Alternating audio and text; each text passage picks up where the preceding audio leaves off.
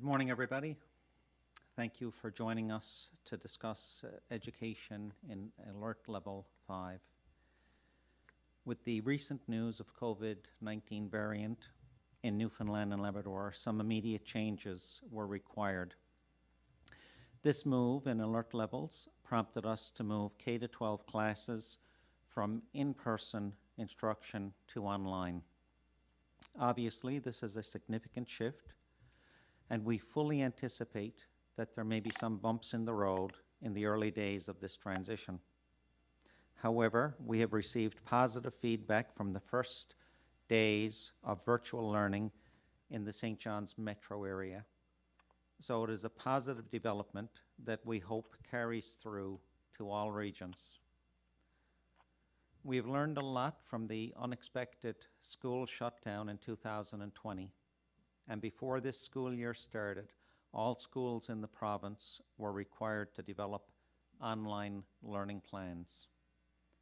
These plans included extensive professional learning around a host of topics related to online learning. Students and teachers have also gained familiarity with the Google platform, with a particular emphasis on Google Meet and Google Classroom this year. We've received numerous questions about devices, so we wanted to clear up some of those questions. First and foremost, the ability to deliver online learning is not dependent on the delivery of new Chromebooks to any of these schools. Most personal devices such as laptops, tablets, desktop computers, and smartphones can be used for online learning. Most personal devices that families have available in their homes can be used for accessing online learning. As part of the online learning plans, all schools have done work over the past number of months to determine if there are any students in the school communities who do not have personal devices in their homes that will work for online learning. Many schools in the province have an inventory of extra devices available that can be loaned to these students to fill the gaps, and in many cases, this has already been done. We expect every student in the region will have access to the necessary technology for online learning. We've received several questions about the Chromebook order that was announced last summer, so I wanted to provide an update on that. The district is in the process of formatting a large quantity of Chromebooks, which will be distributed on a priority basis to those families who don't have their own devices available. We are also expecting another order of more than 10,000 devices within the next week or two. As more shipments come in, we will continue to distribute them.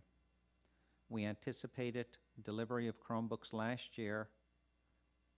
However, the reality is national and global demand is far outstripping availability of both devices and components. Production was also affected due to the global effects of the pandemic. The order that we made last July was the third largest order of any jurisdiction in Canada.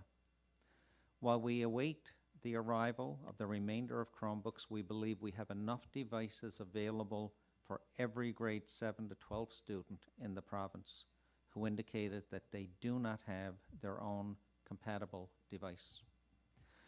We also want to note that while the purchase of Chromebooks was triggered in response to the pandemic, once all of these devices are available, they will also support the important shift in education towards e-learning and Google Classroom applications generally.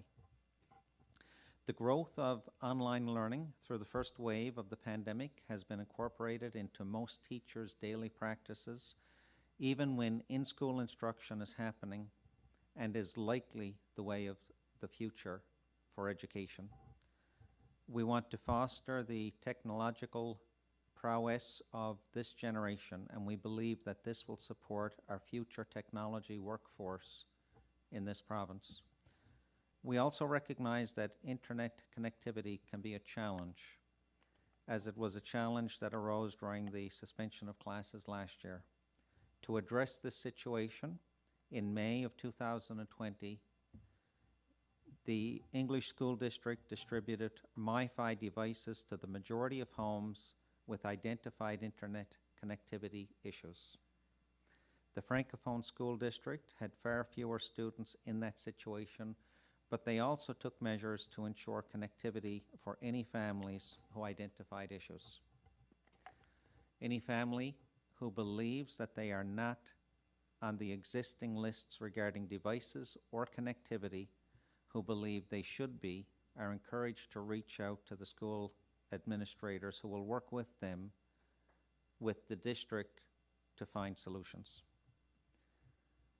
Regarding childcare, and before I hand it over to Mr. Stack, I wanted to touch base briefly on the news that we put out yesterday regarding regulated childcare services. In consultation with Public Health, a decision was made to allow regulated childcare services to remain open during Alert Level 5.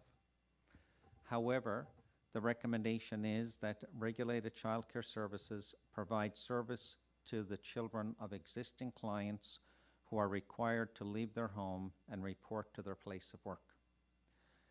We believe that this will lessen attendance while also ensuring that the essential workers can continue their vital roles at this time without losing access to childcare.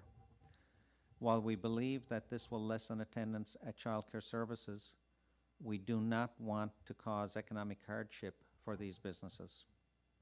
For the duration of Alert Level 5 restrictions, we are also taking additional steps to recognize the needs of parents and the operational realities of regulated childcare operators. To that end, parents whose children do not attend their normal regulated childcare center during this period will not be required to pay for days they do not attend. Furthermore, they will not lose their spot. All regulated childcare operators on the operating grant program that remain operational will continue to receive their full regular funding regardless of attendance levels. In closing, we have learned a lot since last year, but we anticipate that this this is a shift for everyone in the school and in early learning education communities. I do want to express my gratitude for the professionalism and the commitment to continued student learning and support from our educators and our early childhood educators at this difficult time. We have two priorities in everything we do: student safety and student learning. And with that, I will ask Mr. Stack to provide remarks. Thank you, Minister. This past week has certainly shown us how quickly things can change when dealing with COVID-19. But we have a plan, and it's a good plan. We just had to adjust it to a new reality, the reality being a return to Alert Level 5 throughout the province and the emergence of the COVID-19 variant. The good news, as Minister Osborne noted, is that we're in a much better place than we were last spring. Teachers have the technology and the training to deliver online learning. We have district personnel ready, willing, and able to support this and assist where necessary. For St. John's Metro schools, which were the first to suspend in-class instruction last week, high school and intermediate schools have already begun implementing online classes. Primary and elementary grades begin online classes today, and we are aware that some already started last week. With respect to the remainder of the Avalon, excluding Metro, as previously announced, high school and intermediate online classes begin today. For primary and elementary classes, they will begin no later than tomorrow, Tuesday, February 16th. Regarding the rest of the province, Central, Western, and Labrador teaching staff will begin online instruction as follows. High school and intermediate grades begin online classes no later than Wednesday, February 17th. Primary and elementary grades begin online classes no later than Thursday, February 18th. With respect to teachers, the provincial government has deemed the provision of education to be an essential service. Teachers are being encouraged to work from home wherever possible. We had hoped the majority could work from their classrooms, but given the move to Alert Level 5, with people encouraged to remain at home if they can, we have sent the message to our teaching staff that it would be preferred if they could work from home. If a teacher cannot work from home for any number of reasons, they will be permitted to access their classrooms in order to work. We know there will be challenges. We know families have individual circumstances which raise questions and concerns. We may not have immediate solution to every individual's issue in the early days, but we are committed to working through these issues as quickly as possible. I ask that everyone be patient and understanding as school and district personnel attempt to deal with any exceptional circumstances. Regarding students with complex needs, another important plan that we've had to change for now due to the sudden move to Alert 5 and the COVID-19 variant is the plan to have students with complex needs in the school environment with the support teams in place.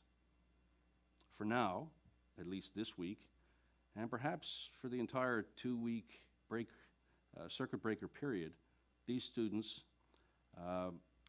will have no in-school learning opportunities. But schools will be in contact with families later this week to discuss virtual programming and services. That information, which may vary on a school-by-school basis or case-by-case basis, will be provided to families as information becomes available. Again, we're begging patience. We will get through this with your cooperation and understanding. Meanwhile, we will work with the Chief Medical Officer Health and public health officials, which we've done closely all along, in the various regions of the province and adhere to the recommendations and advice provided, which, as you've seen over the past week, is ever evolving and can be adjusted as necessary from day to day or even hour to hour. That's our new reality, so we must all adapt and adjust as required. I will take this opportunity to thank our district staff and school leadership teams for their efforts over these past few days. We've already seen excellent examples of how teachers in the Avalon region quickly pivoted to online instruction last week. I have every confidence that our professional teaching staff in the rest of the province will be just as nimble in making the transition over the next few days. Thank you.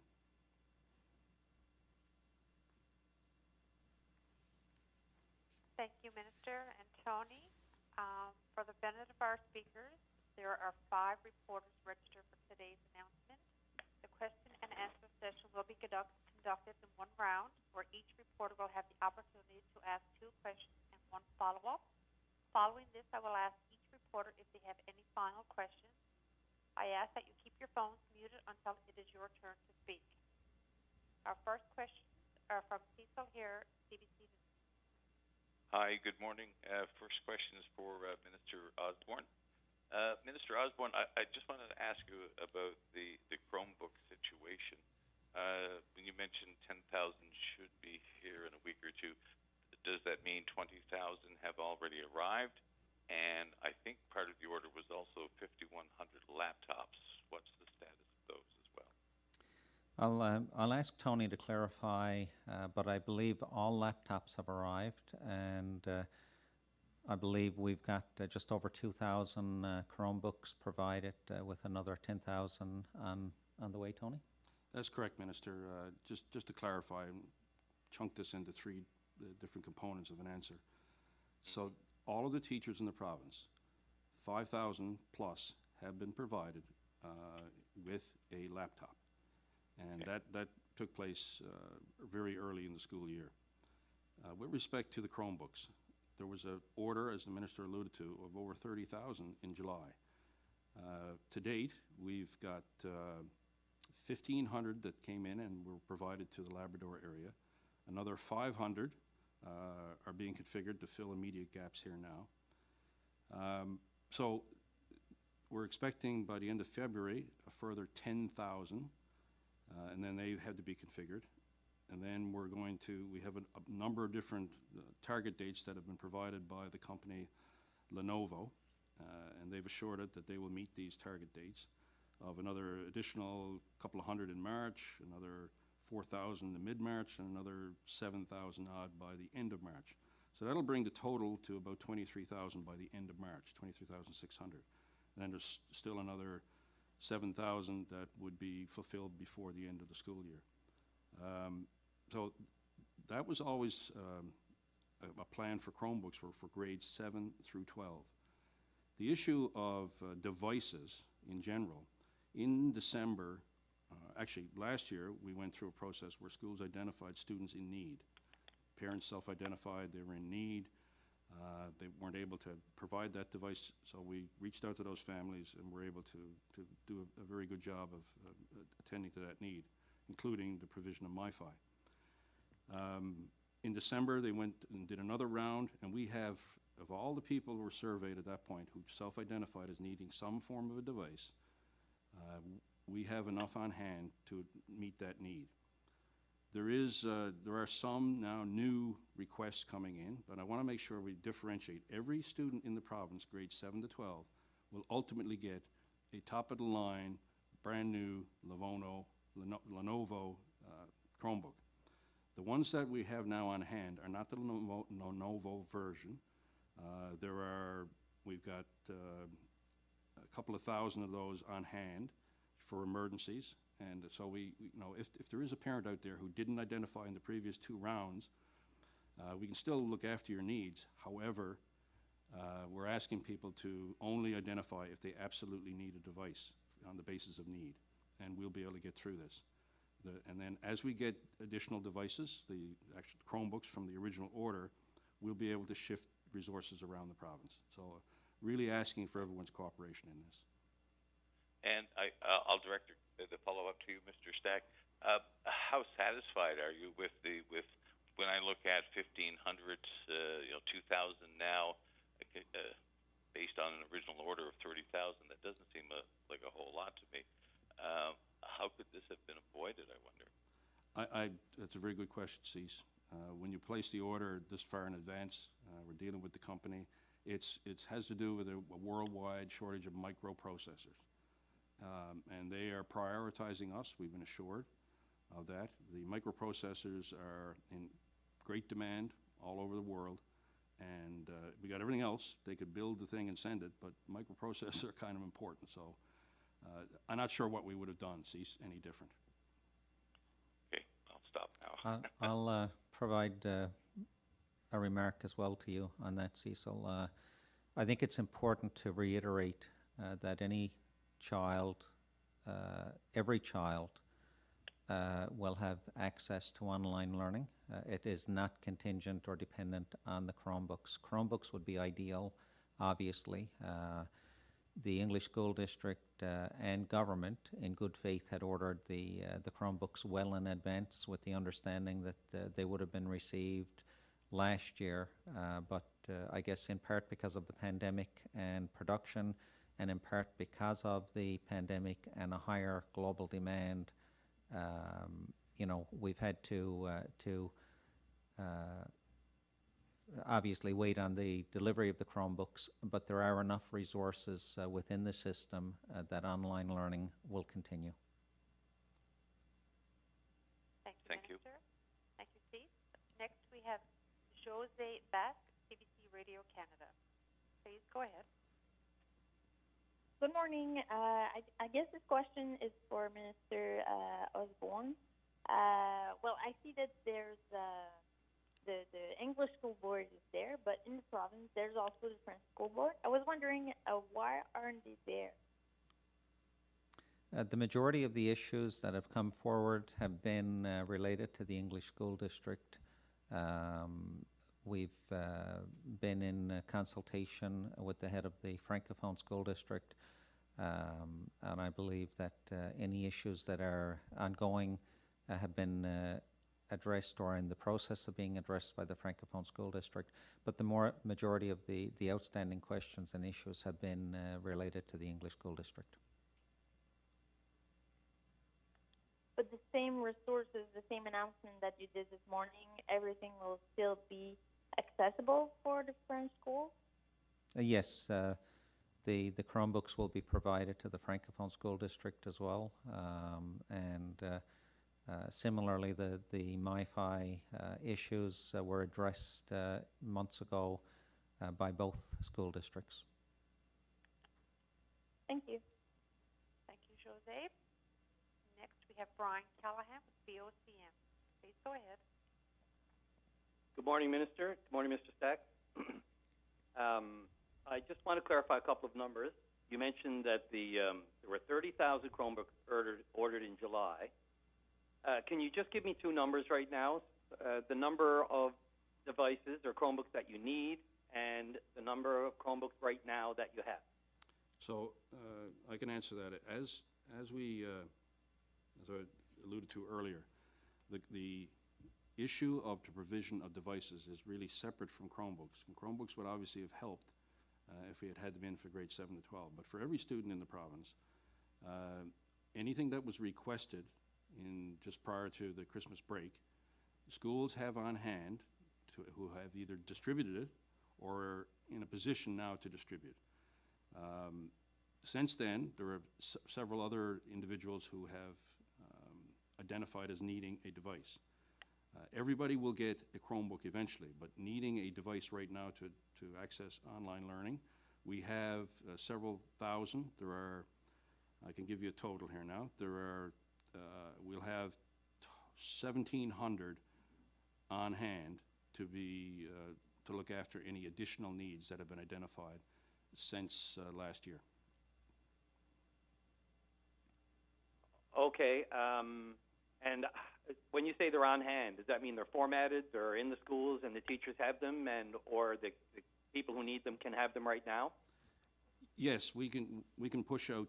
Schools are doing this right now as we speak. We can push out any additional needs. There are on hand. We purchased an additional 689. The Department of Education, the Learning Resource Center, LRDC, they sourced us an additional 900. Now they do have to be configured. We've secured an additional 100 from computers for schools, so that's the 1,700 roughly adding up that we have total on hand. We are also going the extra step of additional purchases from a local vendor, 550 that we'll receive this week, and of course they'll have to be reconfigured. So, you know, ultimately the grand total for interim support would be 2,239. So that's why I really want to emphasize it's only those families who are in real need that cannot provide any devices at all, that have self-identified since our first rounds of looking for who needed devices. So it's not in the thousands, but we do have the capability of meeting that need. And if we got to go further afield, we will do so. Okay, thanks. And my follow-up, just briefly, could you tell me how many people you're aware students do not have internet access? Well, last time, each school would have its own figures. The last time that we did this in the spring, it was roughly somewhere in the neighborhood of 3 to 5% that we were addressing back then. So I don't have totals right now. Each school would have that, and each school has identified if there's any additional requirement. And that's why we sourced the additional 2,000. Right. And is there a solution to those people who do not have internet? As the minister referenced, MiFi.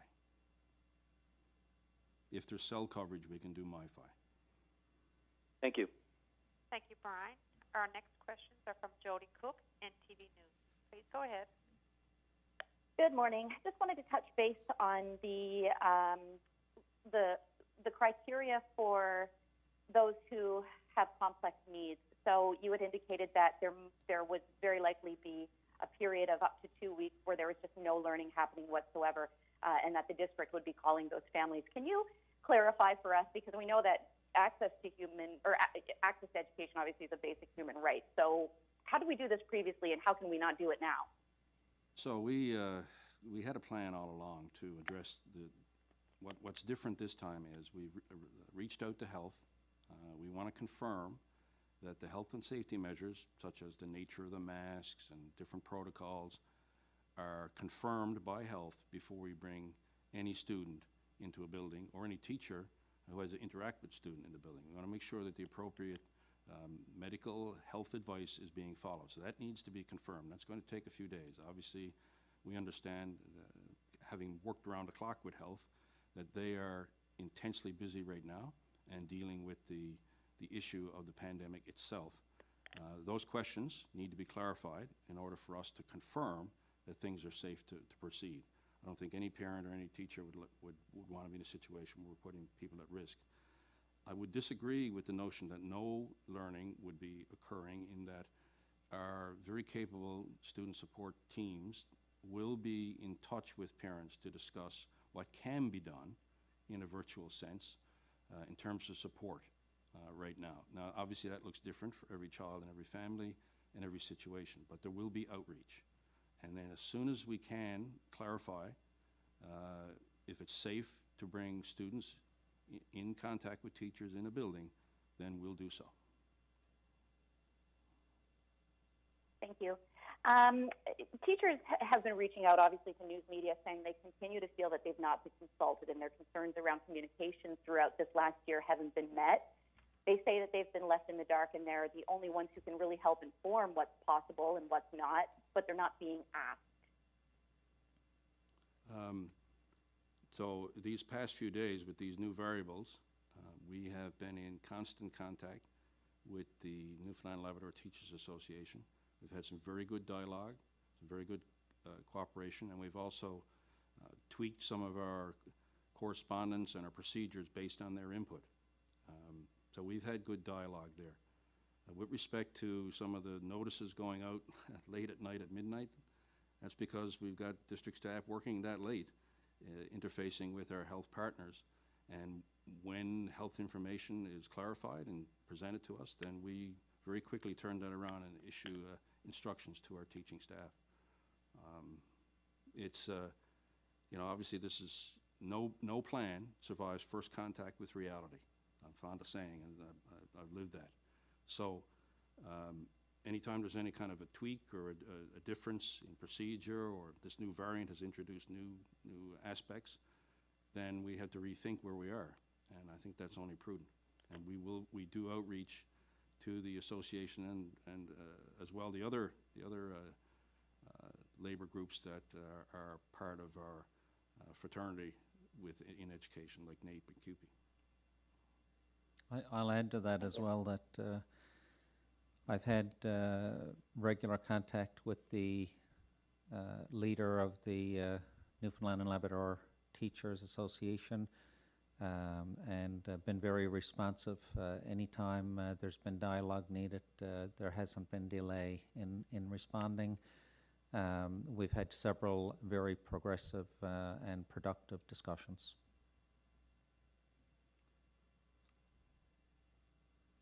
Thank you, Minister. Thank you, Jody. Our next questions are from Andrew Robinson, The Telegram. Please go ahead. Hello.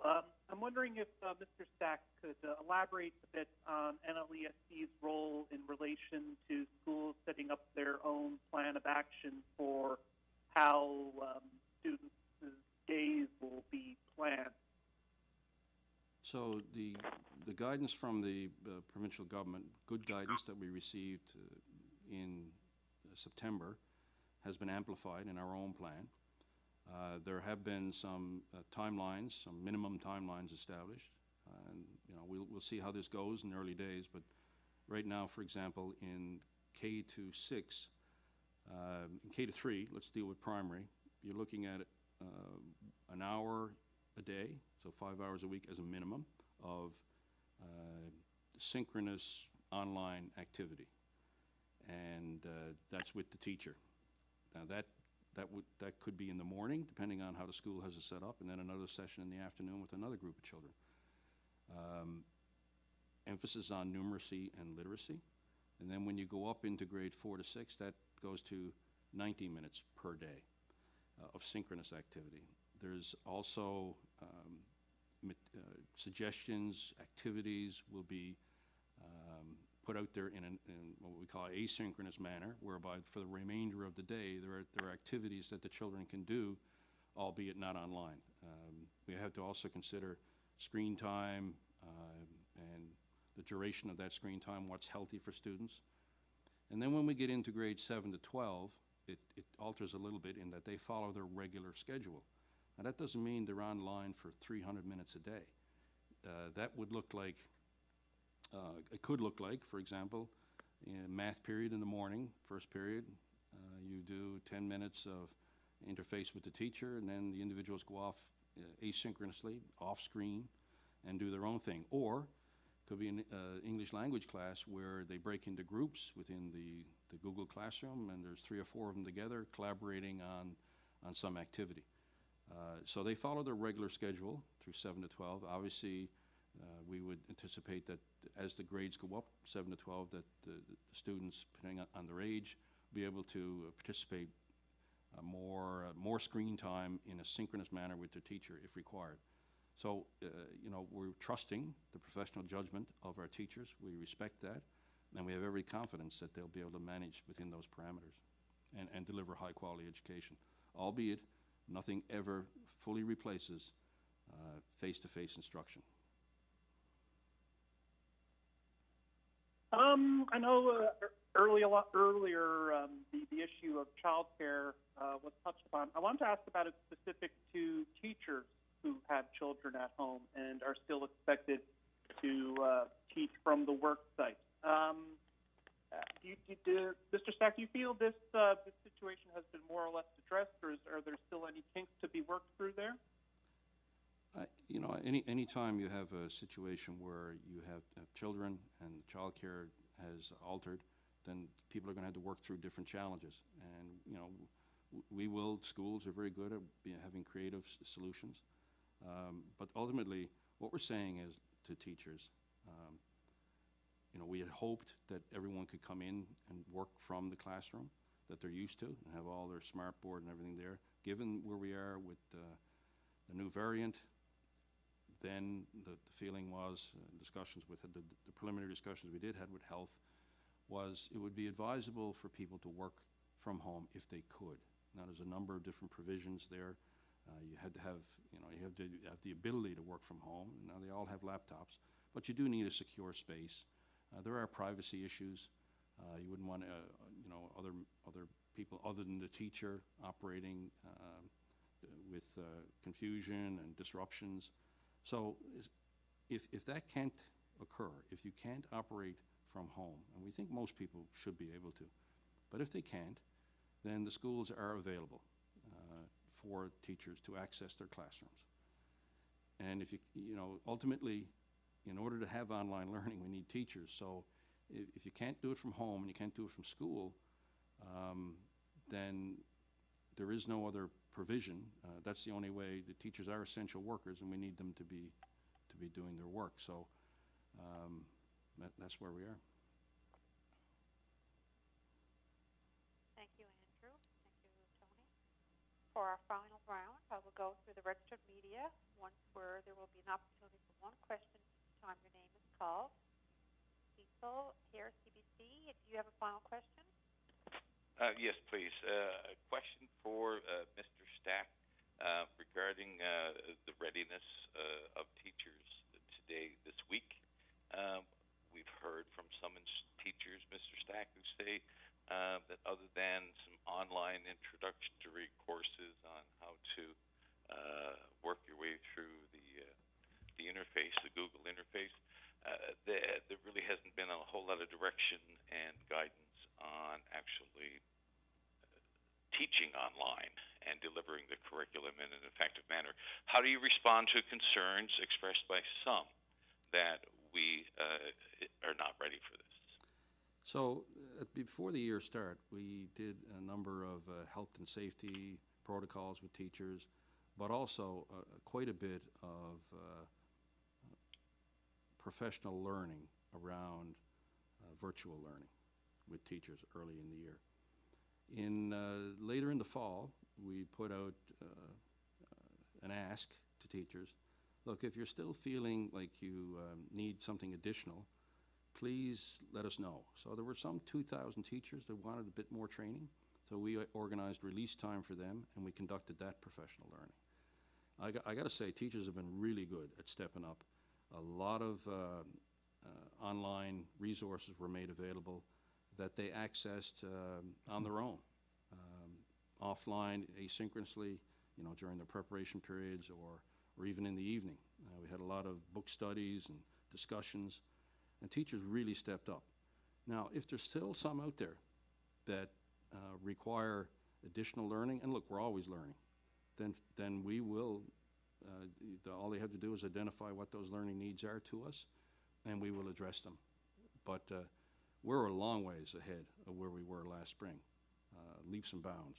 And I'll say it again, I'm really pleased with how teachers have stepped up, and I know, having seen a lot of correspondence in the last number of days, people are jumping into this. There's a lot of enthusiasm around it, and really I think there's a strong desire to show what they can do, what they've learned and what they can do. And my next question is for both of you, I guess. When I think about way back in September and the plan then for the successful return to school and the resources that were thrown at that, and I think now of the future and how do we put the children back in the school safely or safer than in light of what happened in Mount Pearl, in the 3 high schools in Mount Pearl. I think... how do we return safely after this? Yeah, Cecil, I think that will be in consultation with Public Health and the Chief Medical Officer of Health. Obviously, safety and learning are the 2 top priorities, as I've indicated earlier. But the back-to-school plans outside of this variant and the most recent, the most recent incident, the guidance from the Chief Medical Officer of Health and Public Health has guided us very well in the school year. Obviously, any return to school and any modifications or any changes in the way we operate will be guided by Public Health. Okay. Thank you. Minister. Thank you both. Jose Beck, CBC Radio Canada. Do you have a final question? Yes, actually. I was just wondering why did you take the decision to keep the kindergartens open, and how will you assure that it doesn't become a form of transmission? Sorry, I didn't get that. Yes, so I was just wondering why are the kindergartens still open, and how will you ensure that it's not a form of transmission? Why are the kindergartens still open? I'm not understanding the question. Yes, so you just announced that the early childhood were still open. So I was just wondering why and how we ensure that this is not a form of that anything can transmit by this. Okay, sorry. So kindergarten is not open. Early childhood education. Sorry, my mistake. The early child, yes. Yeah, so early childhood education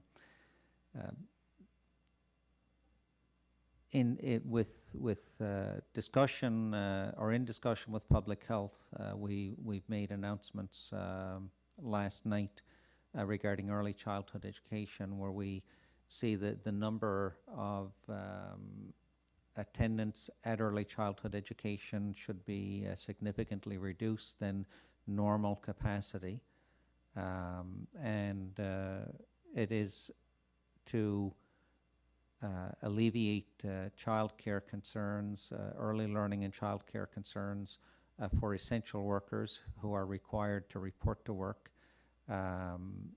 We need those essential workers at their workplaces, and if they need childcare, that should not be an impediment to them reporting to work.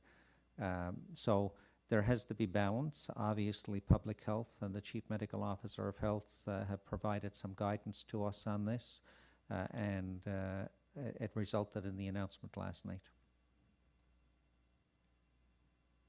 Thank you, Jose.